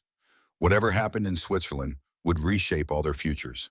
Sophia closed the FBI files, decision made. She would protect Lily and James from both Kazarian's vengeance and William's manipulations if necessary. The games between billionaires and criminals meant nothing compared to her daughter's life. As the jets soared eastward over the Atlantic, Sophia prepared herself for the confrontation to come. After 15 years of running and hiding, she was flying directly toward the very dangers she had sought to escape, this time with everything she loved at stake. 1 year later, spring sunshine bathed the Montgomery Foundation headquarters in golden light. Through floor-to-ceiling windows, Manhattan's skyline provided a stunning backdrop as Sophia Miles reviewed grant applications at her executive desk. The Thomas Miles Veteran Support Initiative, named after her father, had already assisted hundreds of former service members transitioning to civilian careers. At 40, Sophia had found a different kind of strength than the one that once made her a champion fighter. She glanced at the framed photograph on her desk, Lily, now 14 and radiant with health, standing between James and William Montgomery at last month's charity gala. The stem cell treatment had been a complete success, Lily's mysterious illness now a distant memory. Mom, have you seen Grandpa's quarterly projections? Lily breezed into the office, tablet in hand, her business aptitude flourishing under William's mentorship. I think his hospitality training program for former athletes is undervalued by at least 30%. Your grandfather values your opinion more than his board's. Sophia smiled. He's in the conference room with your father. The Montgomery Rehabilitation Program had transformed Williams' hotel empire, creating specialized careers for former professional athletes struggling after retirement. James now oversaw the initiative, his financial brilliance paired with newfound purpose in helping others rebuild their lives just as he had rebuilt his own. Kazarian's criminal empire had collapsed beneath the weight of evidence. James had compiled his final testimony, delivering justice not only for the Montgomery family, but for countless victims of his financial schemes. The FBI had kept their promise of protection, though Agent Rodriguez still checked in, occasionally marveling at how a family forged in tragedy had created something so meaningful from the ashes. That evening, as they gathered in William's penthouse for their weekly family dinner, the patriarch removed his Patek Philippe watch, the same one he'd clutched during years of grieving his presumed dead son. He presented it to Sophia with uncharacteristic emotion. This was meant to pass to James and eventually to his child, William said, as conversation hushed around the table. Now it belongs to you, Sophia. You brought our family back together when revenge had consumed me. The watch bore a new inscription on its back, family above all, time heals. Sophia accepted the timepiece, understanding its significance beyond its material value. The bitter feud that once dominated their lives had transformed into a legacy of healing and purpose. To second chances, James raised his glass, his eyes meeting Sophia's with quiet understanding of the years lost and found. To family, Lily added, her young face wise beyond her years. As laughter and conversation resumed around the table, Sophia realized that the greatest victory wasn't defeating Kazarian or overcoming illness. It was creating this unexpected family from broken pieces, stronger at the mended places than they had ever been before.